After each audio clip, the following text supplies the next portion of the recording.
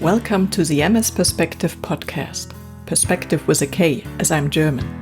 I'm Nele Handwerker, MS patient, patient advocate and author. I'm bringing you interviews, inspiration and information about living with multiple sclerosis and show you ways how you can positively influence the disease and make the best out of your diagnosis. On ms-perspektive.com, you will find the show notes, 11 free tips as a PDF, and lots of other information. And now the show begins. This podcast is supported by Mid-Mission, a project of the nonprofit Hertie Foundation. Hello and welcome to episode number 4, where I interview Dr. Aaron Boster on the 10 red flags when to change your neurologist. Dr. Boster is a medical doctor and founder at the Boster Center for Multiple Sclerosis in Columbus, Ohio, in the United States. And he has a very popular YouTube channel where he publishes content at least once a week. This interview was recorded originally in mid of 2022 for the German version of the MS-Perspektive podcast. But I think it is matching perfectly the one we had before on why you should go to an MS neurologist. Enjoy the interview and listen carefully. Hello, Dr. Boster. Thanks for being here. And a warm welcome to Columbus, Ohio. Thank you so much for having me. I'm delighted to connect. Thanks. Yeah. You are here today for the question why I should change maybe my neurologist. And to be honest, I just went to rehab and I met some people where I thought, oh, it's really time to change your neurologist. And I found your video on YouTube. So I'm really glad you are coming to my podcast today. But maybe before we start, can you explain why you choose to become a neurologist and not something else?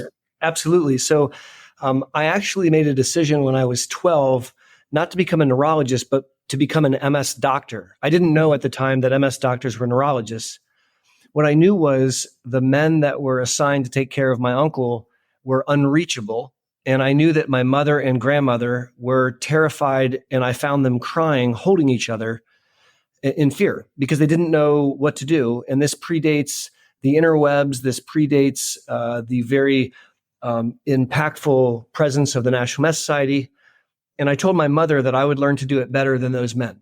And then I've had a very directed course since then through all of my training. I went, into high school saying, I'm going to be an MS doc. And it's sort of become almost mission driven to try to help impact the lives of people with MS, to energize them and to empower them and hopefully to educate as well. Yeah. Very good. So, okay, you had really a personal, relation to your uncle who was suffering MS in a time where there was not much you could do. So when he had MS, there were no therapies. So I as a young person got to see firsthand the natural history of multiple sclerosis, which is a very unpleasant way of saying, if we don't do anything, what happens to you? Yeah. Okay, so why do you think it's important people don't just stay with their first neurologist they met? I know some stories, but let's show you one. So, I have a YouTube channel, and the reason I have a YouTube channel is I want to help educate people between visits. Mm-hmm. So MS is a chronic condition, and it's a rather complex chronic condition. And if I were to meet with you 4 times a year, that's twice the national average in the United States. And yet it's wholly inadequate to teach you how to beat the disease. Yep. If I use an example of one of my favorite games, chess, if I met with you for a half an hour every 3 months to teach you the game of chess, you would suck at chess. Like you would not be very good at chess. Because that's not enough instruction to try to actually learn the game. Yeah. Well, MS is not a game, and it's actually much more complicated than chess. And so I was struggling to figure out how I could educate in between visits, and social media, and in specific YouTube, serves a purpose in that regard. And so for the last, since 2015, last many years, I've been making at least a video a week.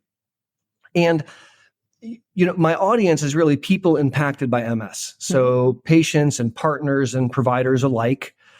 And the video that you're referencing, which I think I put out in January, was arguably a little bit inflammatory. And on purpose, it's not a clickbait. I mean, I meant what I said, but I really wanted to call out an important issue. And that's the issue of advocacy. So you are a you expert. You know more about you than I ever will. You know more about you than your spouse does. You know more about you than your doctor does. You're literally a you expert. And I think sometimes in the medical establishment, at least in the United States, we risk marginalizing the human being and telling them what we're going to do and not really allowing their voice to be heard. And that's not okay. And I was thinking, what are the things that I really want a doctor to do? And so I came up with a list of 10 things that I think doctors should be doing. Except, let's be honest, YouTube is such that if I made a list of 10 things doctors should do, nobody would watch it. So instead, I flipped it around and said, these are 10 things doctors should not do. So if you would feel more comfortable reversing it, you could flip it around and say, these are, a list of 10 positives. So that's the construct of the video. The content, I literally just listed out 10 things that are red flags to me, where if I see one of those things in a physician, I'm a little uncomfortable. Now, is it my goal that everybody flees their neurologist? No, not at all. On the contrary, what I actually would empower somebody to do is to engage their neurologist, because your relationship with your neurologist is intimate by definition. It's intimate because you're gaming out the most personal aspects of your being with that human. And I think that relationship needs to be strong. And so that's the background to why I made that video. Yeah, thank you for that. To be honest, I have a really good neurologist, Jeff Teamson. I don't know if you know him. I think he's quite popular. Yeah. And right now I'm doing 400 miles drive, or I use the train to go to him because he's really good. Yeah. And I prefer to stay with a good neurologist than have someone nearby. Absolutely. But anyhow, could you maybe at the beginning, before we go into details, list the 10 red flags? Because, sure, repetition is always good. Yeah, sure. So these are in the order that I presented them. And the context is, if your neurologist does one of these things, you should be concerned and consider whether you stay with them, all right? Quote unquote. Number one is being seen only once a year. It's my opinion that that's not frequent enough. We'll come back to all these. Yep. Number two is not getting at least an annual MRI of your brain. So if you're not getting an annual MRI, I'm concerned about that. Number three is not showing you your scans. So just telling you, oh, it's okay, or oh, there's a new spot, is inadequate. Number four is not checking laboratories, because every drug except Copaxone requires monitoring. And so if they're never ordering labs, then that's a red flag to me. Number five is not screening you for common invisible symptoms. Invisible symptoms that plague MS, such as the up there's, thinking and memory, energy, mood, the down there's, bowel, bladder, bedroom, other things like pain. Like, those are invisible, but they're really important. And so if your doctor's not asking you about them, I'm bothered by that. Number six is not discussing medication adherence, because taking medicine is hard and adults aren't always good at it. And that's not a bad thing. That's just something that we have to be discussing. So if they're not asking you about that, that bothers me. Number seven is not watching you walk. So if they're not going to do a full-blown exam, there's an argument to be made not to do a full-blown exam, but they at least need to do some physical assessment. And at bare minimum, watching you walk informs them significantly. So if they're only seeing you seated in a chair with no testing, that's a red flag. Number eight is offering a first-line injection new here in 2022. And I will put some caveats around that. There are some patients that I have that are super responders to first-line therapies, and I'm not going to take them off them. I'm talking about you're newly diagnosed and they say, okay, we're going to start you off in 2022 with the first-line injection. Or if you have breakthrough disease on a drug and the doctor's offering a first-line injection as a switch, I'm not okay with that. Number 9 is if the doctor says, well, go home and pick your medicine. Here's 5 pamphlets. Let me know what you think. And the last one, number 10, is the doctor not taking any efforts to learn about you as a human being. So it's my contention that if those things are present you should take pause and explore that relationship. Yeah, absolutely. And now we go into details. Thank you, but for that first summary. Overview, yeah. So why is it so important to see your neurologist every 3 months? And in which cases might it still be okay to go there less often? I mean, I go there 4 times a year and I have quite a lot of checks, but yeah. So the goal in MS care is to not let MS make decisions for you. It's for you to live your best life despite having MS. It's to not have disease activity radiographically or clinically, and to allow your brain to age naturally. And in order to figure out if that's working, we've got to do a lot of things, like to sort that out. One of the things we have to do is we have to ask you how you're doing. Now, human beings typically remember about 2 weeks. Like if you say, like, how have you been doing? Generally speaking, the person will report on the last 2 weeks, just in general. And so if you ask someone, hey, what's been going on over the last year? They won't remember. And they may have had an attack 7 months ago. They didn't tell you about it and they got better and they forgot. I mean, just because, and so it's too infrequent. If you're seeing somebody more frequently, and it's my preference that people are seeing quarterly or at least every 6 months, at least that way, there's less of a gap of time when you're learning about how the patient's doing. Similarly, the way that a neurologist helps someone with MS is by request. So your neurologist doesn't tackle you and jump on top of you and grab a syringe of a medicine and jab it in your body. On the contrary, they say, would you please take this? And then you have to decide if you want to do it or not. And it's my understanding, in my experience, that if you don't understand why, you're not very likely to do it. Yeah. But how am I supposed to know that you didn't understand unless we talk? So if I send you out thinking that you're going to start a medicine, but you're not picking up what I'm putting down, I can't wait a year to find out you didn't do it. And so that's one of the 3 things. The second thing, after we ask you how you're doing, is to look at functional testing. So in those 10 things, I listed one of them being walking, right? So that's a functional test. And we need to do some type of functional testing because you could develop a clumsiness with your non-dominant hand that you might not be aware of. But if we do a 9-hole peg test, which is a very sensitive test, we might pick up, hey, something's not right with your hand, and you weren't even aware of that. Thirdly, we need to look at structure. We need to look at the structure of the brain and spinal cord, and we do that with neuroimaging.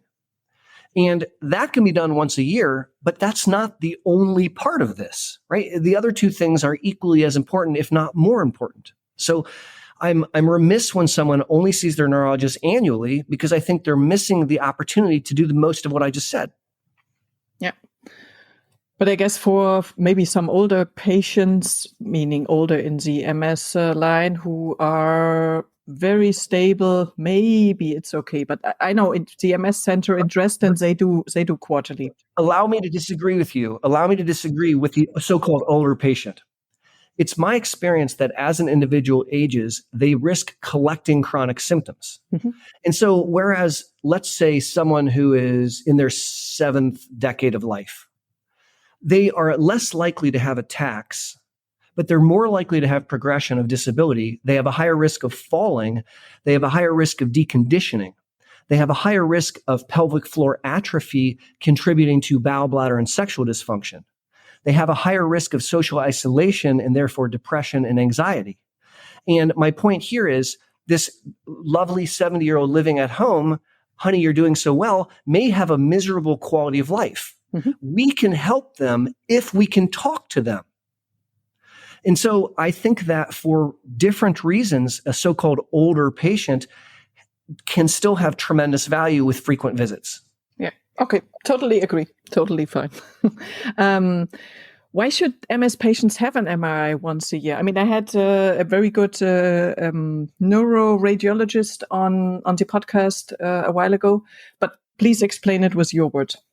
With pleasure. So when you take a picture of structure, it's one of the best biomarkers that's currently available to treat MS.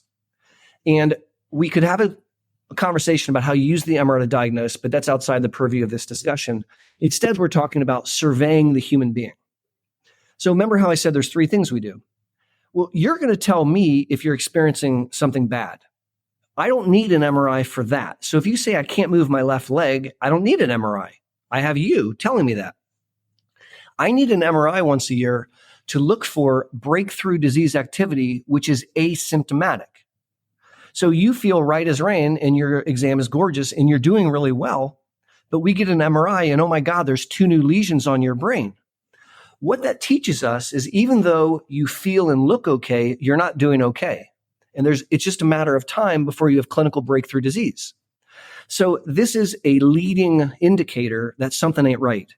And it gives us an opportunity to intervene and up our game, shift our drug, make a change before it manifests clinically.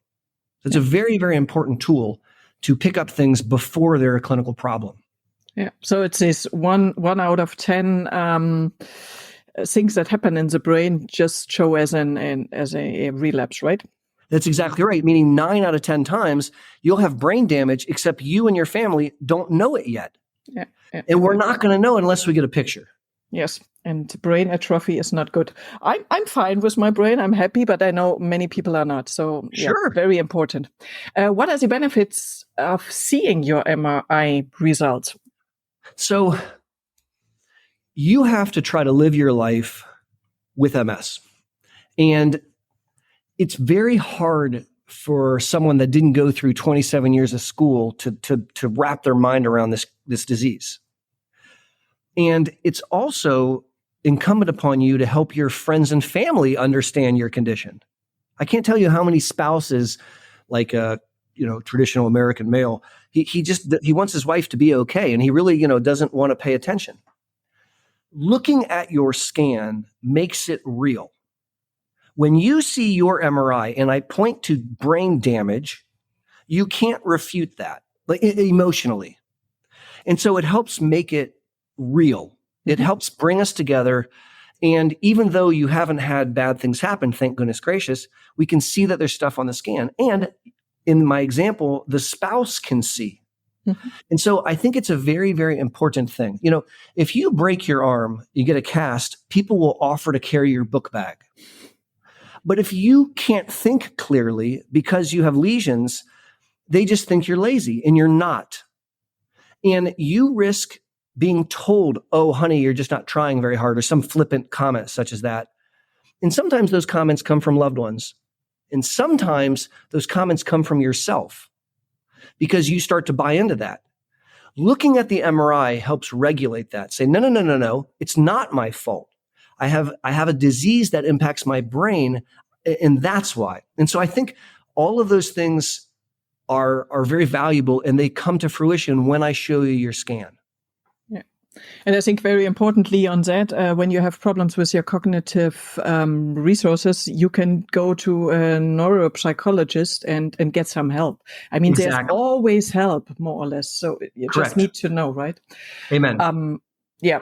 So how often should my neurologist do the lab checks to see if my disease-modifying therapy is causing any side effects? So each therapy has rules about how often you check labs, with the exception of glutaramyl acetate. Copaxone doesn't require any labs. So if you're on Copaxone with MS, I still want to check your vitamin D level, because I want to make sure that your vitamin D level is above 50 but below 100. I'm talking about a vitamin D 25OH level. And so even in that case, I'm going to check a lab once a year. If you're a gentleman on Copaxone, I'm going to check a vitamin D, and I'm also going to check an annual testosterone level. Mm-hmm. And if you tell me that you're having some fatigue, I better check a B12. I better check a thyroid panel. My point is, there's probably a lot of reasons that we may end up getting a lab here or there. And my point is not that your doctor better be ordering lots of labs. It's that if your doctor never orders a lab, that's a red flag. Now, if you're on a drug besides Copaxone, it is important, and it's actually part of the labeling of having monitoring. And so if your doctor's not doing that, now it's a really big issue, because there may be some very serious safety concerns that we might be missing. Yeah. Why does the neurologist needs to check for invisible symptoms? I don't know how it is in the US, but I know in Germany, unfortunately for the non-MS specialists, it's not that present so far. It's getting better, but there's a lot of things to do. The number one cause of loss of work, at least in the United States, in the setting of MS, is because of cog fog and fatigue. So it's not because someone can't walk, because you could work in a position potentially using a wheelchair for mobility. But if you can't read or think or process, that's going to take you out of the workforce. And in the United States, half of people impacted by MS have been forced to leave the workforce in only 10 years. Considering that the average age of onset is about 30, that means that 40-year-olds, very, very young people that have not paid off their college debt, they have not saved for their children, they have not saved for their retirement, are taken out of the workforce. Now, if the neurologist never asked about cognitive fatigue, brain fog, or just pathologic fatigue, then how's the person going to be better? Because we're not going to identify that it's a problem.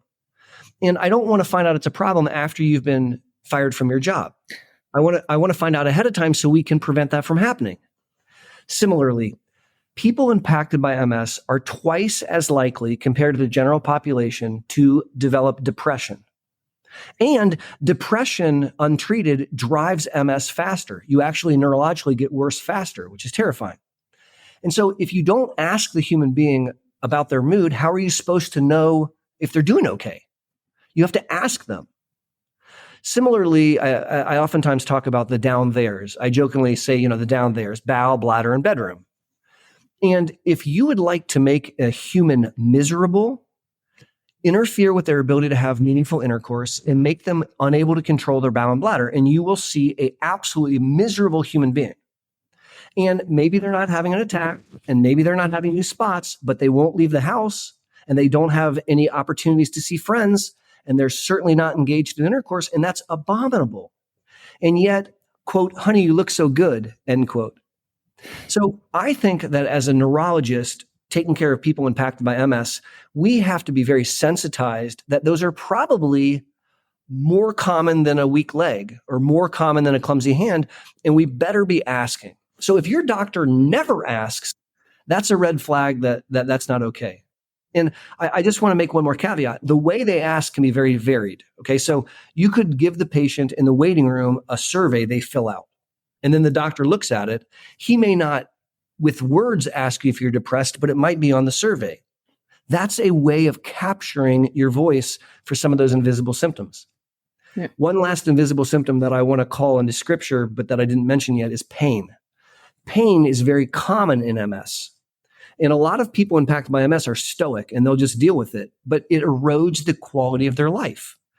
If the doctor doesn't ask if the person has pain, they may not volunteer because there's so many other things that we're talking about. And yet we can improve the quality of your life by treating your pain. So that's why they need to be asking.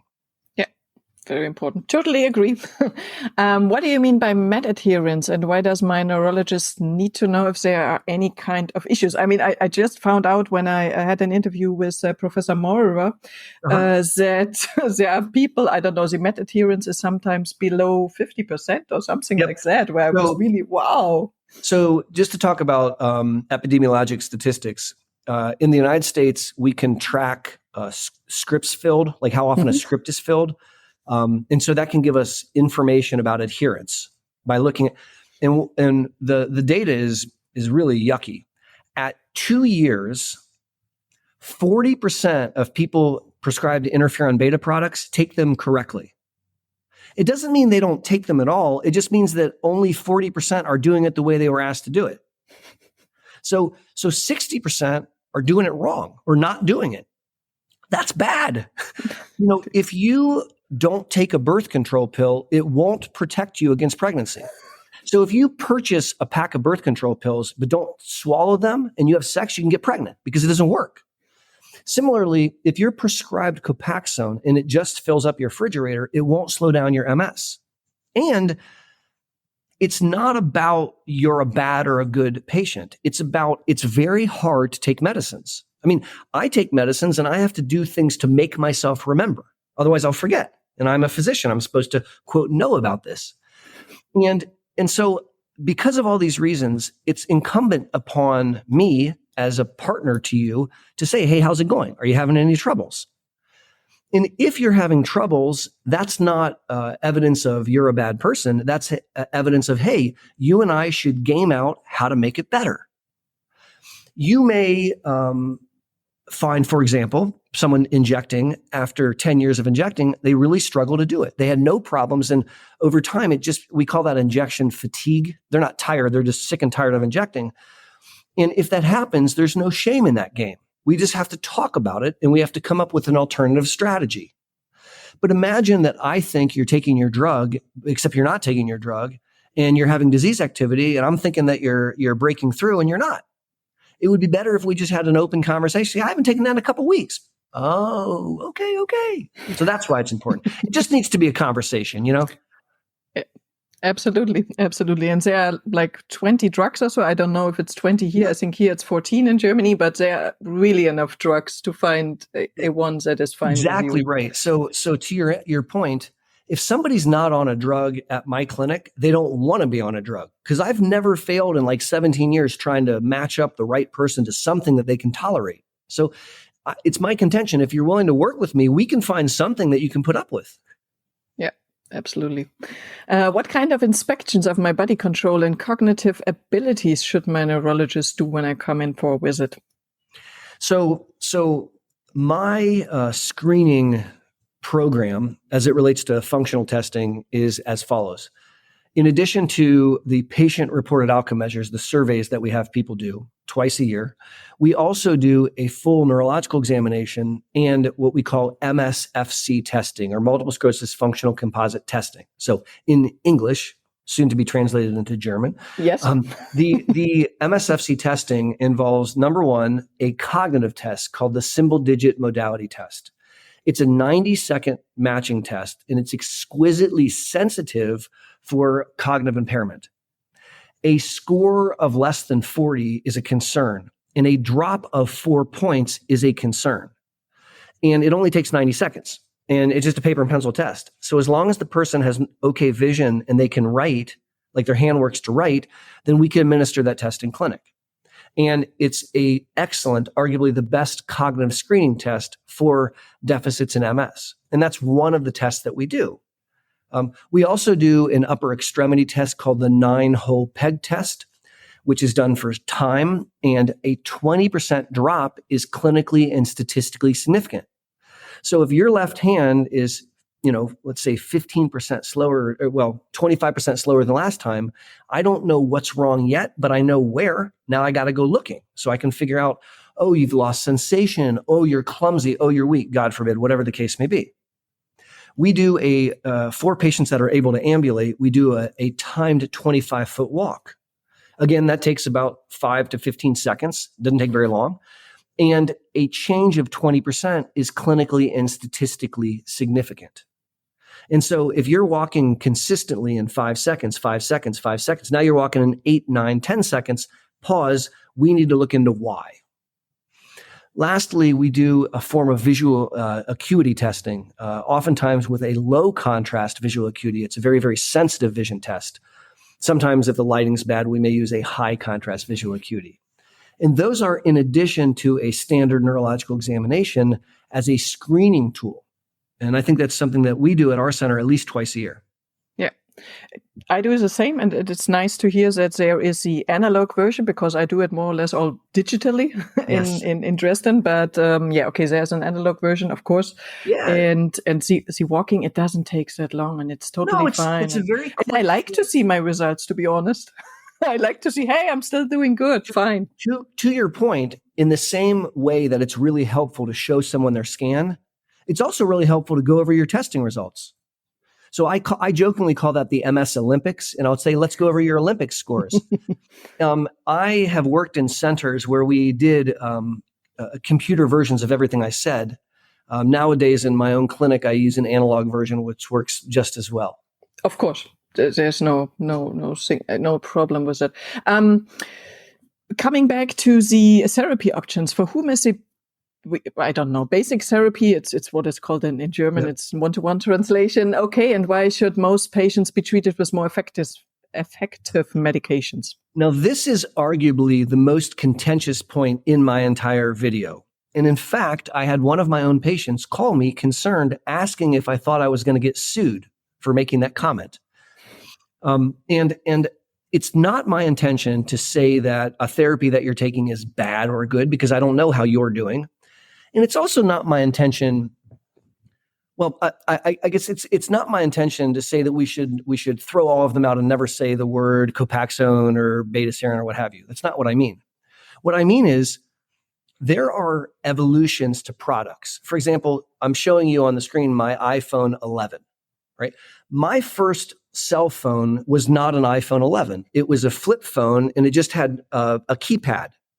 And so I could call someone, and that was what the phone could do. This phone has a computer, and I could translate German with it. I mean, I can almost do anything. I can buy airline tickets. I mean, this thing like would fly, right? And what I'm pointing out is it's an evolution in that technology.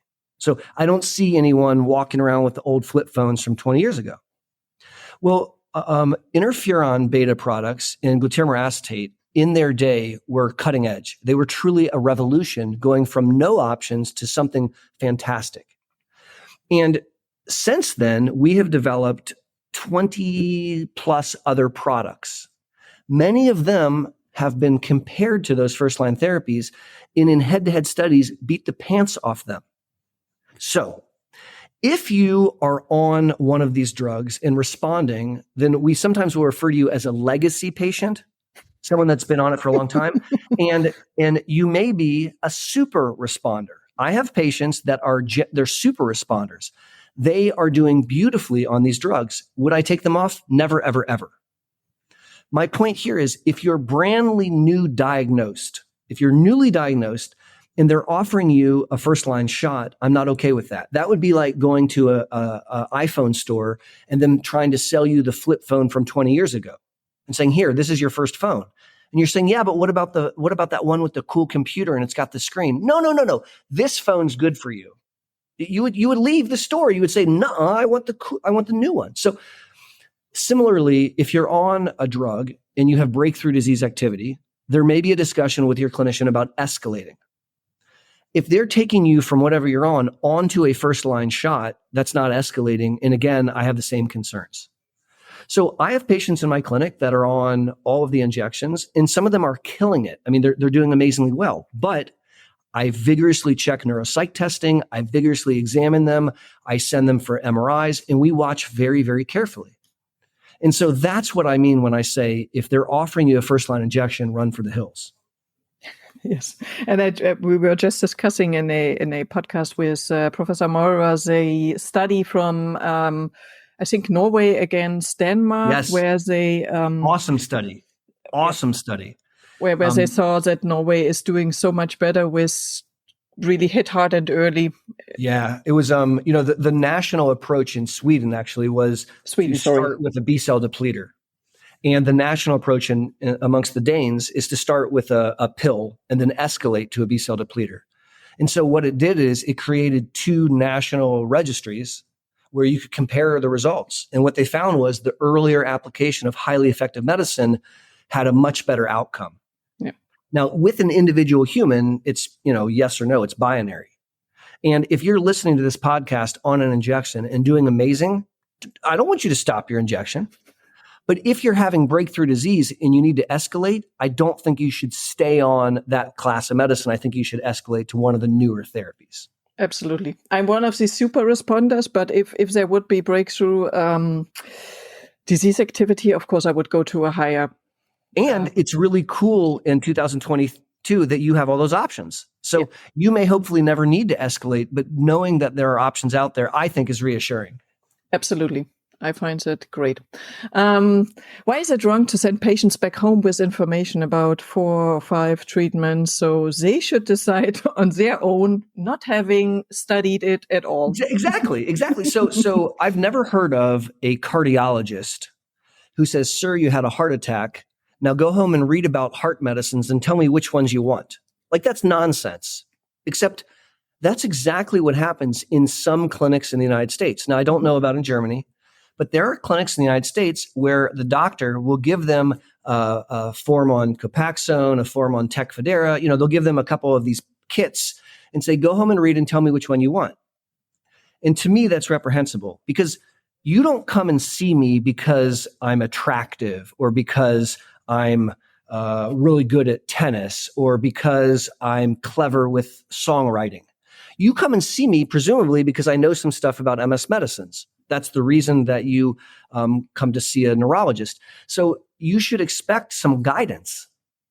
I completed 27 years of school so that I can help guide you in which is the right medicine for you. Just giving you a bunch of packets, I think, is really disrespectful to the patient and to the family. And I don't think that's an appropriate way of doing medicine. And I don't think it's done in any field I've ever heard of, except, unfortunately, mine. Okay. Yeah. But of course, just to make it clear, maybe it's sometimes that I think, okay, I don't really want, I don't know, some kind of going once a month to my doctor or every 6 months. So you might offer me options that are fine with me. And Correct. Then I have to make the decisions based on these roundabouts, right? Just for the other patients. So that is shared decision making. That's beautiful. That's where I listen and learn from you and you listen and learn from me. And then together we fight through the medicines. And that's where maybe I would say, okay, I've got it. We've talked. I've narrowed it down to 3 options. I have homework. I want you to learn about them.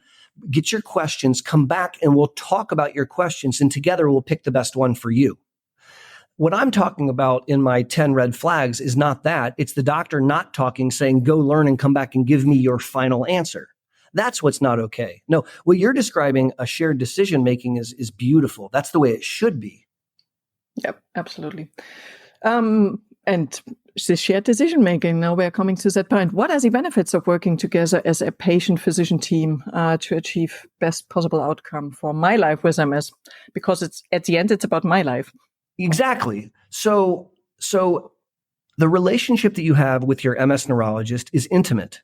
It's an intimate relationship. Now, it's not like sexually intimate, but it's an intimate relationship nonetheless. I mean, you tell your neurologist things you don't tell your spouse or your priest sometimes.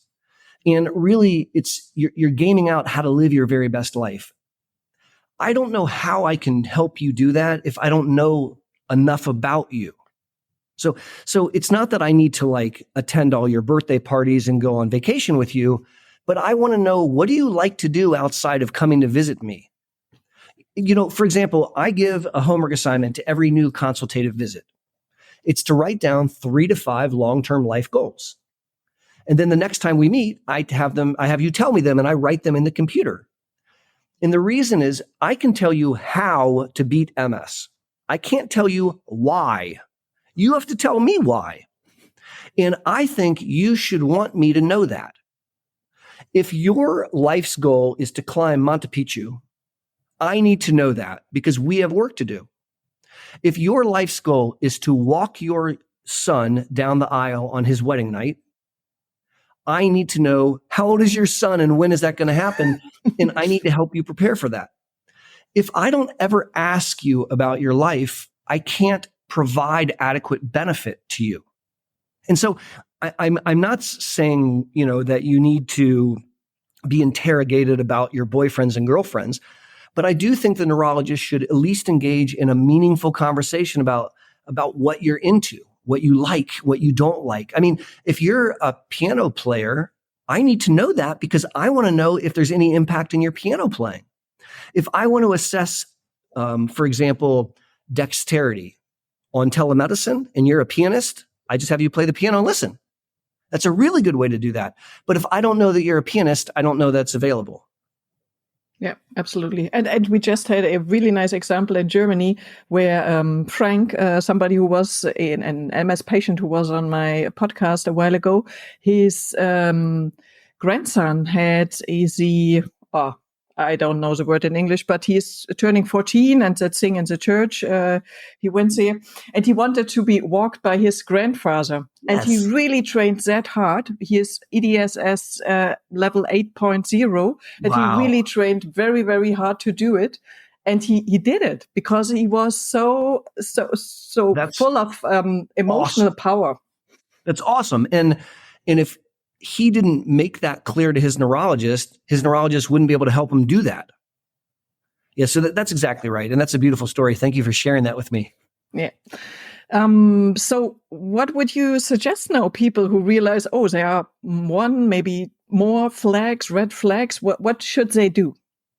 I think they should remember that it's their body, it's their brain, it's their money, and they only get to live life once. And that's a long-winded way of saying, I want you to be more selfish. I want you to be a self-advocate and say, excuse me, doctor, I would like to see my MRIs, please. Please show me my MRIs. To say, excuse me, doctor, I understand I haven't had an attack, but I can't control my bladder. I wet my pants. Will you please help me? It's my hope that this sensitizes you to be aware of what I at least think is an expectation of a good doctor. Now, if they're doing one of these, does it mean they're horrible and you should fire them? Maybe probably not, but it's worth a conversation. If your doctor never gets labs, you might say, hey, do you need any labs? They may say, oh my gosh, you're right. I forgot we do. You see what I mean? So it's my hope that somebody listening to this thinks critically about their life with MS and how they can optimize it. And if their partner, their intimate partner, their doctor is not doing some of these things, maybe that's a good discussion to have. Yeah, absolutely. Absolutely. I mean, there are really some, let's say, lighthouses in Germany or in the German-speaking countries who do very well. And I always have them on the show to hopefully spread out the word that there is really good treatment, really good taking care of doctors. And please, you as a neurologist in the field, try to be as good. And yeah, please talk to your doctors if they are not. Normally you become a doctor because you want to help people and not to become rich and famous. Correct. If the goal going into medicine was to become rich and famous, then that person made a terrible, terrible error. No, we are servants. We help people live better lives. We assist others. That's what we do. Yeah. So again, I mean, you mentioned it a bit at the beginning, but what is your mission and motivating for providing so much information for people living with MS? I mean, I see you, bam, bam, bam, Dr. Aaron Boster published a new video, new video, and I'm like, whoa. You don't have a life, do you? I have a goal of educating, empowering, and energizing people impacted by MS. I really want to create some MS content that is easily digestible, easily understandable, and free to access at any time. And if nothing else, hopefully I can help educate and raise your understanding of the disease so that you can have a more successful engagement with your clinician.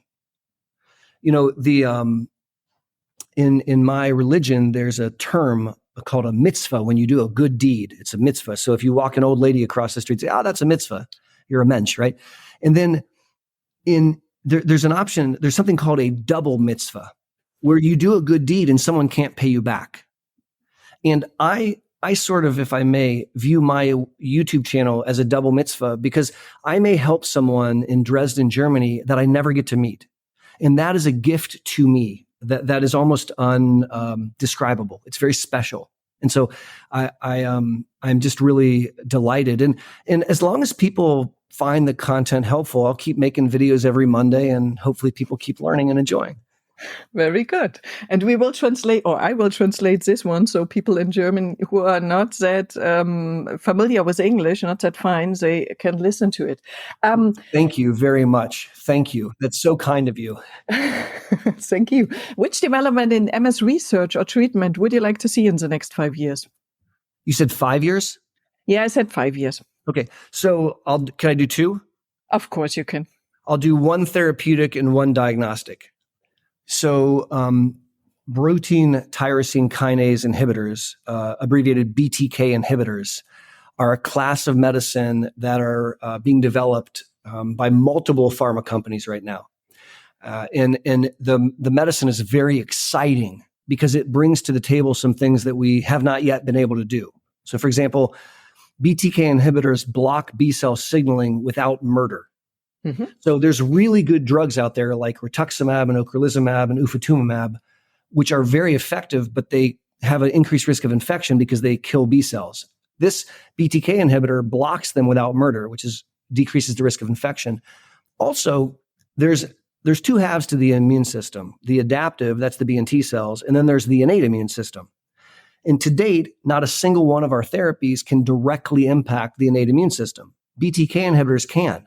They can actually turn off a resident in the brain called microglia. So it's really, really exciting. So therapeutically, I'm tickled about this new line of drugs that we're developing. And it's my hope in specific that they work in progression. I think there are some reasons why that might be really great for progressive MS. So fingers crossed there.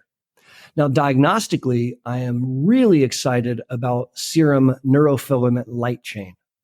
So this is a blood test, which is not yet commercially available in the United States, but it's really close to prime time. And we're still working out some kinks, but essentially it gives us a biomarker that's not an MRI, which could tell us some really exciting things like, are you responding to your therapy? Are you getting ready to have an attack? Is your disease progressing? And we can use it, at least in research, it looks like you can use it as a treatment response. So higher is bad, lower is good. And what we've seen, for example, in some studies is if someone's on a therapy and they're not really doing well, they have a certain neurofilament light chain. And when you put them on a escalated drug, it drops. The neurofilament drops. And so this could be a very exciting biomarker. Instead of asking you to stick your head in a machine, I may be just getting blood more frequently. And so that could potentially be a really great game changer. So those are two things that I'm super excited about. And I think they're both going to hit in well under 5 years. Great. Yes. And the neurofilament light chains are always hard to pronounce. I had Dr. Akun from Dresden here. Yes. She was explaining it. Was very interesting. And yes, they do it every now and then already. But of course, maybe you have to pay for it, maybe not. Hopefully it becomes normal part of the healthcare system. Yeah. Right now in the United States, outside of research, you can't get one. Like you can't order one through your insurance product. But it's my hope that very soon that will change. Great. So where can people find you and your content, Dr. Boster? Well, that's nice of you. So I have a website, which is bosterms.com. So B as in boy, OSTER, MS.com. I have a YouTube channel that I've referenced, and that's my name, Aaron Boster, MD. I also have a presence on Twitter, Facebook, and LinkedIn. And again, that's at Aaron Boster, MD. Yeah. So, if you're on the interweb, stop by and say hello, howdy, hi. I would love to meet you if you're listening to me right now. Great. Thank you very much for spending your time. Thank you very much for everything you do for your patients, and keep on going. Thank you for what you're contributing to. I mean, I'm honored that you're going to translate what we said into German and a bunch of people can learn from it. So thank you very much. Thanks. Bye-bye. Have a great day. Bye-bye. You too. I hope you enjoyed the interview and learned how a good MS neurologist is taking care of you. And please be aware that it might be different in your country due to the possibilities of the healthcare system. So in case there is no better option, please stay with your neurologist and please don't take it personal if certain things are differently than described here in the interview. But at least now you know how it should be. In case you are German and don't know the German translation, I will link it in the show notes and, of course, in the blog article. By the way, next time I'm talking about the question, whom do I tell about my diagnosis? I mean, it's all fantastic if you can talk to everybody about it, but you might want to consider a few things, and I talk about my own experiences and provide you insight into how I dealt with it and provide you some aspects to think about. So tune in and hear you next time. Thank you for listening today. I hope you found it helpful. You may also be interested in the previously published episodes and posts, which you can find at ms-perspektive.com/podcast. Perspective with a K. You can also get a free PDF with 11 tips for your positive impact on MS at ms-perspektive.com/newsletter. If you'd like to get in touch, you can reach me at nele@ms-perspektive.com or on social media. Hear you next time.